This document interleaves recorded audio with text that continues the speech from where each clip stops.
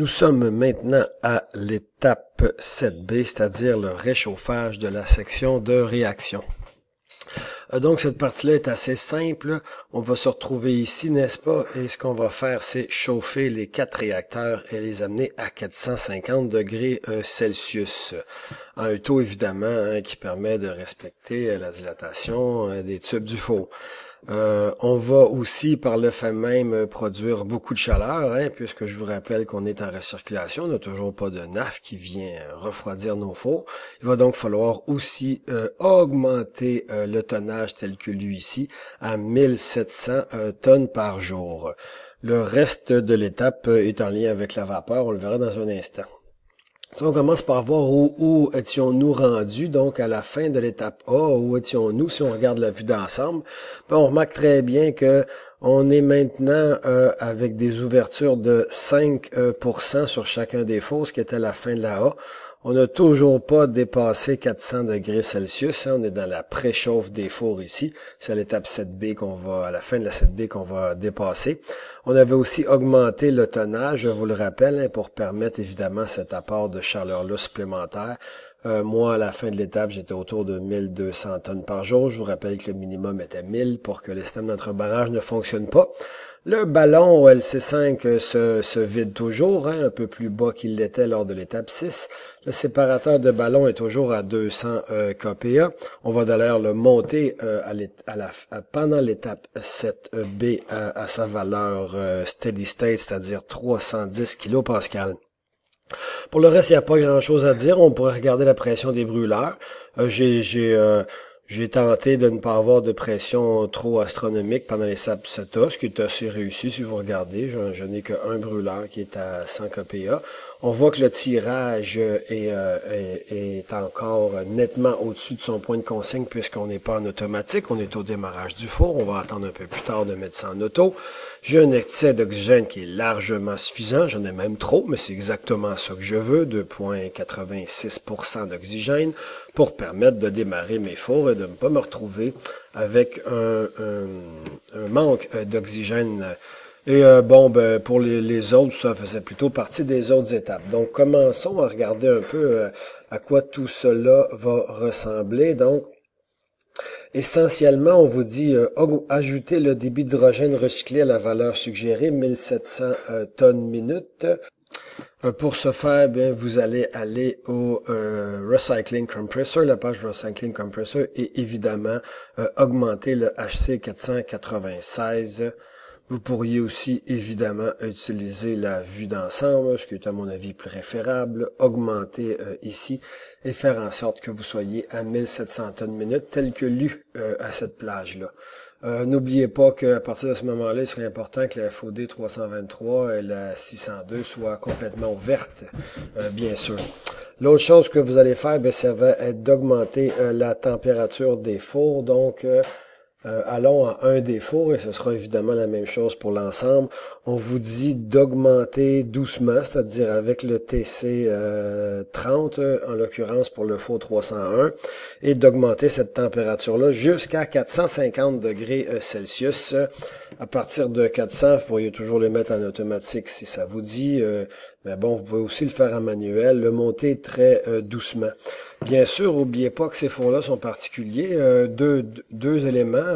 Évidemment, le premier, c'est que l'air va entrer avant les combustibles. Donc, quand vous augmentez votre out, vérifiez bien que les débits d'air, tels que calculés ici, augmentent avant les combustibles, ce qui devrait être le cas. Si c'est pas le cas, c'est que vous avez un de vos éléments qui n'est pas en cascade. L'autre chose, c'est que c'est un four assez sensible, donc faites bien attention d'augmenter doucement et surtout, rendu à 450, de vérifier que votre out n'est pas trop élevé. Peut-être auriez-vous mis trop de out au TC30 et là, il va y avoir un emballement des fours à ce moment-là et vous allez largement dépasser 450, chose qui n'est pas désirée ici. Évidemment, l'autre chose qu'on vous dit, c'est que si vous avez besoin de brûleurs, allumez des brûleurs additionnels. Le meilleur endroit pour voir tout ça, c'est sur la vue d'ensemble. Donc, vous pouvez jouer avec vos out ici pour atteindre 450 et vérifier que les brûleurs du four sont toujours à 100 kPa. Qu'elles ne le sont pas, vous rebasculez vers votre four et vous augmentez le nombre de brûleurs. Évidemment, l'autre chose que vous allez faire, c'est prendre le point de consigne du PC32. hein, et venir le mettre à 310 kPa, qui est sa valeur originale. C'est essentiellement ce que vous avez à faire ici. À partir de là, vous avez deux choix. Évidemment, vous pouvez toujours venir augmenter, hein, venir préparer la bouilloire qui, avec des températures comme celle-là, pourrait commencer à fonctionner adéquatement. Cette bouilloire-là, bon, ben, c'est le point 2 du réchauffage de la section. Moi, je vous conseille de ne pas le faire puisque c'est, entre autres, pas évalué dans l'examen ou qu'on s'est pas beaucoup penché là-dessus. Si vous voulez tout de même le faire, sachez que vous devrez vous promener entre le steam drum et venir ouvrir et fermer certaines vannes ici, acheminer la vapeur là et venir aussi partir le surgénérateur de vapeur que l'on retrouve juste ici. Et partir toute cette section-là, ouvrir les sectionnements pour que la vapeur qui vient de la bouilloire puisse arriver ici et être surchauffée. Si vous ne voulez pas la faire, vous n'avez qu'à charger l'étape 8 et commencer la dite section. C'est tout. Si on jette un coup d'œil à quoi va ressembler votre vue d'ensemble à la fin de l'étape 7B, ben, jetons un coup d'œil.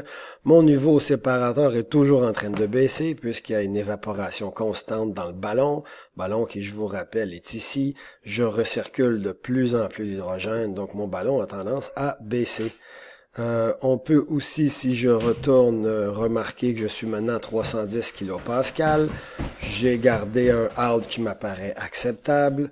J'ai augmenté mon étranglement et ma vitesse de la turbine, évidemment, pour atteindre le minimum demandé, 1700 tours minute. Je vous conseille aussi de regarder vos températures. Vous voyez que j'ai dépassé ici, moi, légèrement à 450 degrés. Vous avez aussi remarqué que mes outs sont en train de fermer presque complètement. Pourquoi ils ferment complètement? Bien, parce que nous sommes en recirculation d'hydrogène. On ne vous a pas encore fait beaucoup jouer avec les aérorefroidisseurs. Ça fait en sorte que l'hydrogène qui circule n'est à peu près pas refroidi et que la out vont progressivement fermer. Donc, ici, évidemment, ce sera à vous de faire attention à ça. Il n'y a que le premier four qui reçoit une charge froide. Les autres reçoivent une charge qui est de plus en plus chaude. Et vous voyez qu'il ferme presque complètement. Donc, n'allez surtout pas exagérer sur l'ouverture de vos outs parce que vous voyez que moi, à la finalité, je me serais ramassé avec des outs très, très, très petits. Si j'avais laissé les outs ouvrir plus que ça, les températures se seraient emballées dans mon four. Vous voyez que mes brûleurs, bon, ben, je les ai maintenus en bas de 100 kPa, largement. On vous demande pas d'être près de 100 ici. On veut juste pas que les flammes viennent lécher les tubes dû à une pression excessive, ce qui n'est pas le cas ici. Pour ce qui est des autres éléments, bon, on n'y a pas vraiment touché, donc je ne les passerai pas en revue avec vous. Voici ce qui termine la section 7B.